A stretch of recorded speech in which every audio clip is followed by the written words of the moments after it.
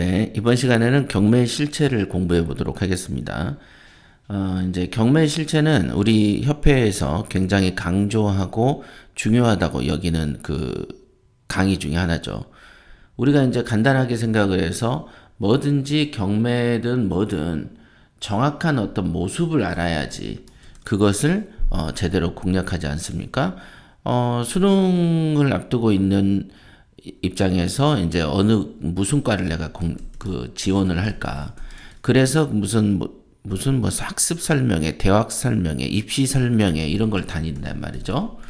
그래서 그런 설명회를 다녀보기도 하고 실제로 이제 예를 들면 내가 의대를 지원한다 그러면 의사들이 돈을 많이 버는지 무슨 과로 가야지 돈을 요즘에는 더 많이 버는지 뭐 이런 걸 따지지 않습니까? 옛날에는 내과나 수술 쪽이 강했다면 요즘에는 성형외과, 뭐 피부과 이런 게 더 치과 이런 쪽이 더 경쟁도 치열하지 않습니까? 그렇게 지원하는 이유는 우리가 실체를 알기 때문에 어떤 과로 가야지 내가 더 사회에 나가서 더 잘 될 수 있을지에 대해서 연구를 하는 거 아니겠습니까? 그렇다면은 경매라는 것도 뭐 두 손 두 발 달리고 뭐 공부 좀 하고 돈 좀 있으면은 아무나 할 수 있는 거다, 아무나. 근데 아무나 할 수 있지만 결과는 아무나하고는 다르죠. 결과는 다르다. 근데 그 이유가 뭐냐 그러면은 첫 번째 이유가 이제 경매의 실체를 잘 모르는 상태에서 접근했기 때문에 그런 경우가 많습니다. 뭐든지 제가 늘 예를 들 때, 예를 들면 관악산을 올라간다 그러면은 슬리퍼를 끌고도 갈 수가 있다. 그죠? 슬리퍼. 그러나 우리가 에베레스트 산을 간다. 그러면은 슬리퍼로는 갈 수가 없죠. 그냥 흔한 잠바를 입고도 갈 수가 없습니다. 각종 등산 장비, 그 다음에 이제 동상 같은 걸 예방할 수 있는 여러 가지 어떤 따뜻한 재료, 두꺼운 옷, 이런 게 있어야지 가는 거죠. 즉, 우리가 공략하는 것이 무엇인지를 먼저 파악하는 게 급선무다는 거죠. 그러면 경매라는 걸 공부하기 전에 경매 초보 단계에서부터 내가 공부하고 내가 투자하고 앞으로 최소 1년 이상을 투자하는 이 곳이 어떻게 생겼는지를 알고 가야 되지 않겠습니까? 그죠? 그래서 그 어떻게 생겼는지에 대한 설명이 경매의 실체다. 에베레스트 산이 어떻게 생겼다는 걸 설명해 드리는 거하고 마찬가지다라고 보시면 되겠습니다. 그래서 경매의 실체는 총 6가지로 제가 나눴는데요. 경매는 부자 되는 지름길이다. 요거가 왜 부자 되는 지름길이냐, 요거에 대한 설명이 부자 마인드에 적혀 있습니다. 그래서 부자 되는 지름길이다라고 했을 때 여기에 이제 간단한 예를 들어서 우리가 부산을 가려고 딱 하면은 누구나에게 물어도 국도 몇 번 국도를 타서 몇 번 국도로 가서 어떻게 가세요 라고 말하는 사람보다는 경부고속도로 타세요 이렇게 말하는 사람이 훨씬 많지 않습니까? 그러면 경부고속도로를 타면은 대형차든 소형차든 체력이 약하든 강하든 어찌됐든 도착한다. 꼭 기억하셔야 되는 비유 중에 하나다. 그죠? 어찌됐든 도착한다. 경부고속도로를 타기만 하면. 그런 것처럼 경매를 타기만 하면은 부자의 길로 가는 가장 빠른 지름길이다라고 말씀을 드리는 겁니다. 그래서 이제 여기 주식 투자자들이 많은 이유는 하루 종일 시간이 많이 별로 없는 직장인들이 투자하기가 제일 쉽죠. 어디 현장 조사하러 갑니까? 핸드폰에서 이렇게 만지다가 주식을 매도하거나 매수 체결하면 되는 것이죠. 그러니까 제일 접근이 가능한 것이 제일 많이 알려진다. 그러면 경매라는 걸 당장 생각을 해봐도 경매는 현장도 다녀야 되고 낯선 사람하고 만나서 시세 조사도 해야 되고 낯선 사람하고 협상도 해야 되는데 그리고 또 매매도 내놔야 되고 전월세도 내놔야 되고 수리도 해야 되고 너무 귀찮다. 차라리 주식할래. 이럴 수는 있다 이거죠. 대다수가. 그러나 주식에서 성공한 사람들의 숫자는 손에 꼽지만 경매에서 성공한 사람들은 훨씬 많고 경매에서 손해봤다라는 사람들은 극소수로 없다라는 거죠. 즉 경매에서 돈을 손해봤다라는 사람 수하고 주식에서 돈 벌었다는 사람 수가 거의 비슷하다고 해야 되나요? 비교할 수 있는 부분이다. 이렇게 보실 수 있다. 그래서 그런 어떤 확률적으로 우리의 이제 의식주를 다루는 부분, 그죠? 의식주는 인간의 필수 3대 요소죠. 그 다음에 주에 해당하는 게 이제 부동산이라고 볼 수 있겠고, 이런 어떤 필수제라고 그러죠. 이런 거를 사치제라고 하지 않습니다. 그래서 이런 필수제이기 때문에, 우리가 이거를 투자했을 때, 손해볼 확률보다, 그죠? 손해볼 확률이 낮다라고 보실 수 있겠습니다. 그래서 경매는 경부고속도 부자 되는 지름길이다라고 말씀을 드린 겁니다. 경매는 부자 되는 지름길이다. 그 다음에 이제 두 번째 특징으로는 경매는 인생관이다. 경매는 인생관이다. 요거는 잘 이해를 사람들이 못 하더라고. 그러니까 우리가 흔히 말한 성격이 나쁘고 악질적이어도 돈을 버는 모습들을 여러분들이 가끔 보실 거예요. 그죠? 뭐 주식 같은 거, 로또 같은 거, 그게 사람의 성격이 반영되지 않지 않습니까? 그 다음에 뭐 다양한 어떤 투자처들도 개인의 성격하고는 큰 차이가 없어요. 관여가 안 되죠. 그러나 경매는요, 성격하고 관련이 돼 있습니다. 바라보는 성격에 따라서 물건도 다르게 고르고요. 그 성격에 따라서 시세 조사하면서 들리는 말도 다르게 들리고요.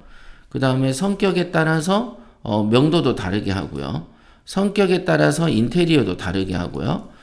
성격에 따라서 계약도 다르게 합니다. 정말 다르죠. 그래서 경매는 인생관 같은 거다라고 보시면 됩니다. 그래서 경매는 밥을 먹을 때 수저와 젓가락 같은 것이 아니고요. 단순한 도구로만 보면은 실패하고 경매는 도구가 아니고 나의 인생관이 작용하는 것이다 라는 겁니다. 그래서 인생관이 뭐냐에 따라서 경매는 효능이 무한대로 증가하기도 하고 별 볼 일 없기도 하거든요. 그게 예를 들어서 조금 아까도 좀 전에 예를 들었지만은 사람들은 주변 사람들에게 베풀어야 남도 기쁘고 자신도 기쁘다는 것을 알고 있다. 그러면 역시 누구나 주변 사람에게 베푸는 것을 기쁨으로 삼겠네요. 하지만 사실은 그렇게 실행하는 사람이 몇이 안 된다. 자, 남에게 베푸는 기쁠다는 사실 정도는 다 인식하지만 현실에서는 그렇게 하지 않는다. 그 다음에 누구나 더 편한 것을 좋아하고 쉬운 것을 좋아하고 힘들이지 않고 무언가를 얻어지기를 원한다. 하지만 사실은 현실은 열심히 해야만 얻을 수가 있다. 이런 것도 다르죠. 그죠? 그래서 자기가 하고 싶은 것을 하지 않거나 참게 만드는 거, 그게 바로 인생관이 아니겠느냐. 이겁니다. 경매에 필요한 인생관은 어떻게 볼 수 있겠냐. 경매는 이제 부자 마인드가 우리의 인생관이 되겠다. 그래서 이런 부자 마인드 없이는 경매로는 큰 부자 되는 건 어렵다더라. 이렇게. 즉 경매는 다른 좀 전에 말한 것처럼 로또나 주식처럼 성격과 무관하다. 하지만 경매는 벌써 성격, 마인드와 유관하다 이거죠.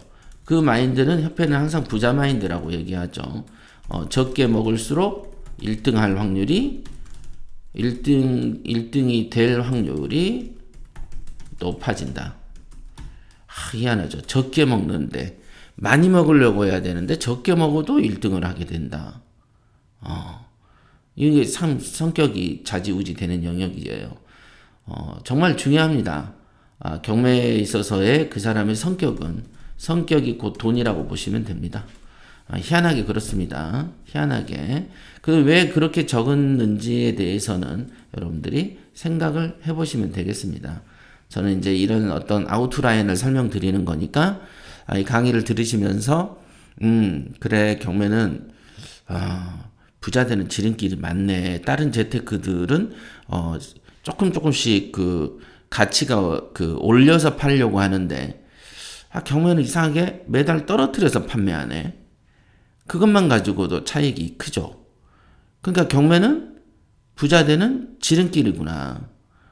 이게 가뭄에 콩나듯이 있는 게 아니고 내가 원하면 원하는 대로 이 경매 시장에 머물 수가 있는 거네.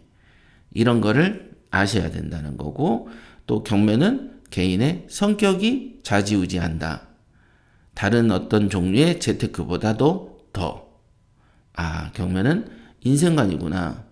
그러면 내 성격이 지금까지 돈을 못 벌게 만들었으니, 그럼 내 성격을 경매형 인간으로 만들려면은 어떻게 고쳐야 되겠는가? 요런데, 이런 고민을 하는데 시간을 쓰셔야 된다는 겁니다. 근데, 나 그거 필요 없고, 그냥 경매 물건이나 먼저 보고 싶은데요? 그거는 누가 안 말리기 때문에 마음대로 해도 되는데, 결과는 안 좋을 것이다.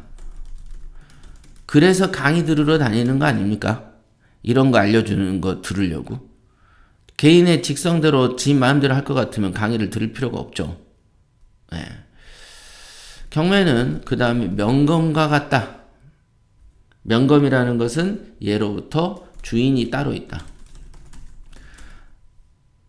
명검은 주인이 따로 있습니다. 그죠? 명검은 그 하인이나 졸개가 들고 있다가는 죽임을 당하고 뺏깁니다. 주인이 아니기 때문에.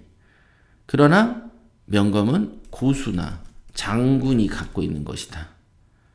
권력자가 갖는 것이다. 이렇게 보시면 정답이 되겠습니다. 맞죠? 맞습니다. 그래서 경매는 명검이다. 전쟁터에서 나를 지킨다. 경매는 또 명검이다. 그렇기 때문에 뭐라고 합니까? 소 잡는 칼로 닭을 잡을 수는 없다. 닭을 잡을 수 없다. 그죠? 경매는 명검이고 소 잡는 칼이지 닭 잡는 칼이 아니다는 거죠. 그러니까 시시한 거 하지 마라. 시시한 거. 시시한 거에 사용하지 마라. 닭을 잡을 땐 닭칼 쓰면 되지. 굳이 경매야. 하나씩 팔아가지고 그걸로 생활비 조달하려고요 하면 다른 거 하시는 게 낫다. 경매는 명검이다. 이거를 상징적으로 인식하셔야 된다. 쇠나 돌을 두부처럼 자르는 명검이다. 가보지 않은 길에 자신감을 가지기는 누구나 힘든 일이고, 이미 이렇게 해서 경매의 길에 앞장서서 가본 입장에서 감히 말을 드리자면은 경매하는 목적을 처음부터 거창하게 정해야 된다. 이렇게 경매는 명검과 같다. 그럼 명검을 언제 써야 되겠는가에 대한 얘기가 나오죠.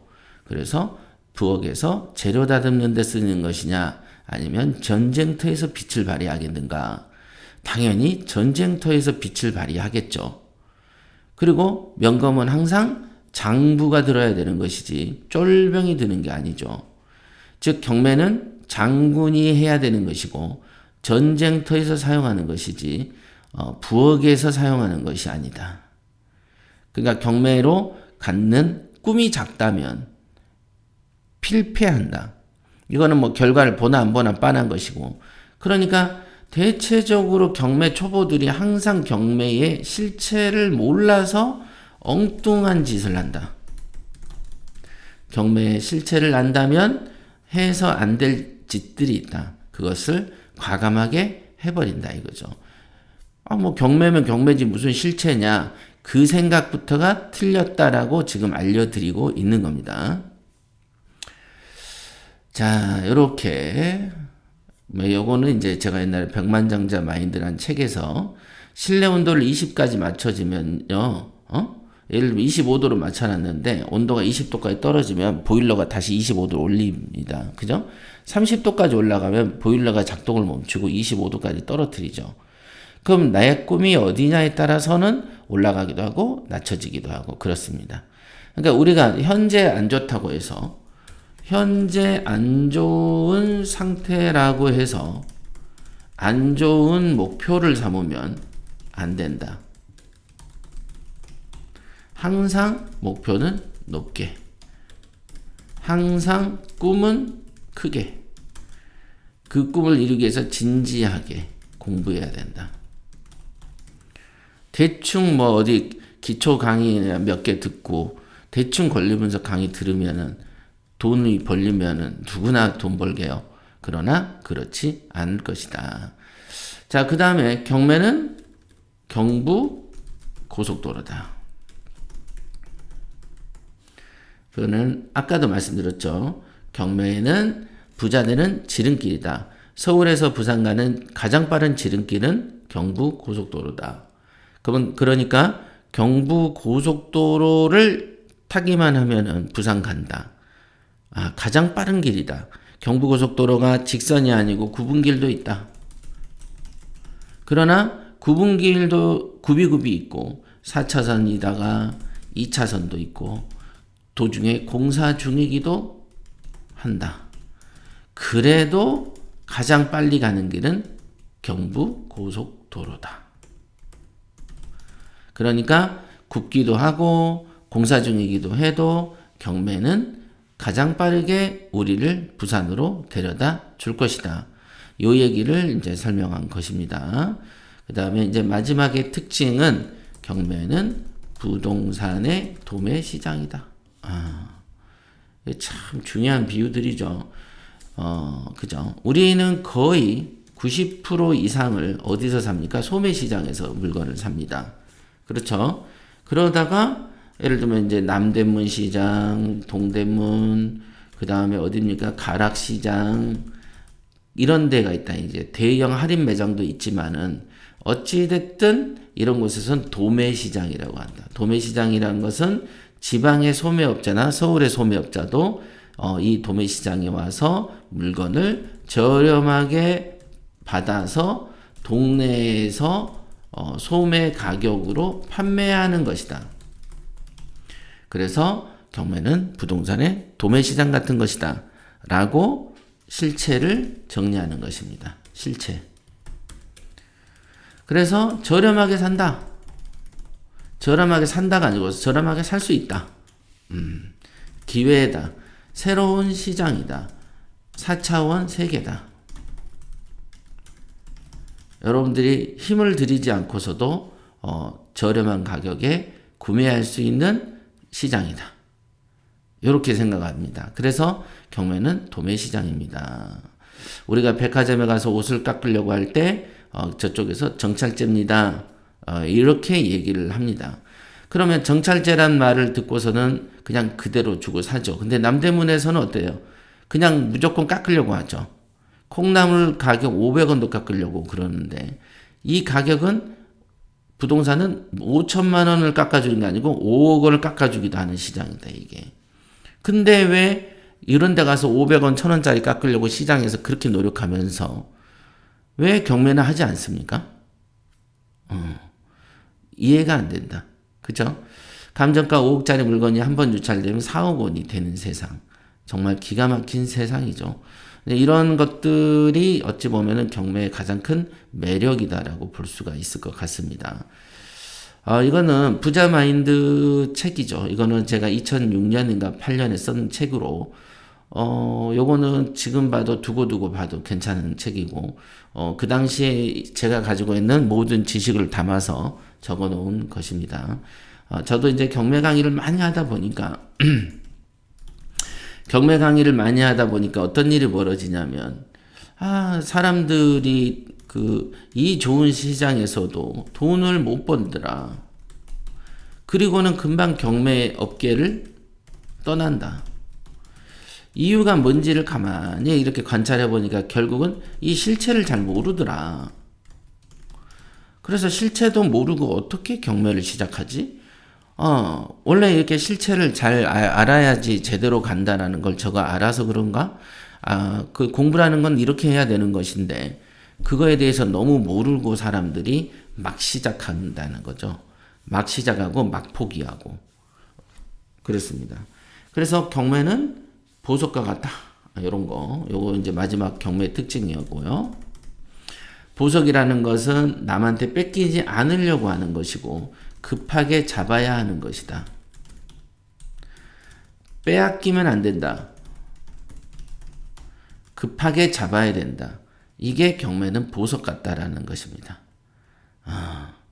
빼앗기면 안 되고 급하게 잡아야 되는 것이다. 경매는 보석이다. 아, 이런 생각들. 그러니까 아침마다 여러분들이 6가지를 써놓고, 입으로 따라서 외우세요. 특히 경매로 큰돈 벌고 싶으면 경매를 대충 하다가 가야 되겠다라고 하면은 안 해도 된다.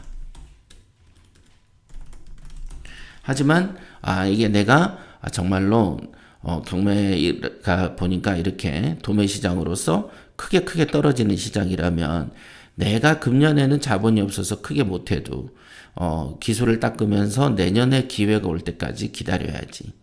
그죠? 우리가 뭐 강도가 들면 그때 가서 태권도 도장을 가는 것이 아니고 미리 태권도 도장을 다니면서 실력을 쌓아놔야 실전에서 급하게 도둑이나 강도에게 써먹듯이. 그죠? 그러니까 그런 것처럼 우리가 경매 기술이란 거는 실력을 닦아놔야 돈이 올 때 투자도 할 수 있는 것이지, 돈이 온 다음에 공부한다라는 것은 이미 늦은 거죠. 우리나라가 군대가 전쟁 나기 전에 군대에서 훈련하잖아요. 전쟁이 난 다음에 군인들 소집해서 그때 훈련시키지 않잖아요. 같은 맥락에서 이해를 해야 된다. 이렇게 볼 수 있겠습니다. 그래서 경매 실체를 먼저 알아야 된다는 중요성에 대해서 말씀드렸고, 경매의 성격이라는 것은 이렇게 보석과도 같고 전쟁터에 사용되는 명검과도 같고 경부 고속도로와도 같고 부자되는 지름길이기도 하고 부동산의 도매시장이기도 한다. 부동산의 도매시장이라고는 뭡니까? 한 번에 20%씩 30%씩 차감이 되는 부동산의 도매시장이라는 거죠. 가락시장 같기도 하다. 동대문 같기도 하고. 그래서 이런 것들을 한 6가지를 잘 적으시고, 다시 한번 6가지 정해드릴게요. 경매는 보석과 같고, 경매는 부동산 도매시장이고, 그 다음에 경매는 경부고속도로고, 그 다음에 경매는 여기 보자, 명검과 같고, 그 다음에 경매는 인생관이고, 그 다음에 경매는 부자되는 지름길이다. 그래서 총 6가지의 경매 실체에 대해서 배워봤습니다. 이거는 꼭 암기하시고 써놓고 외우시고 내가 지금 공부하는 경매가 어떻게 생겼는지를 머리에 박아 놓으셔야 됩니다. 안 그러면은 나중에 크게 손해볼 일이 올 겁니다.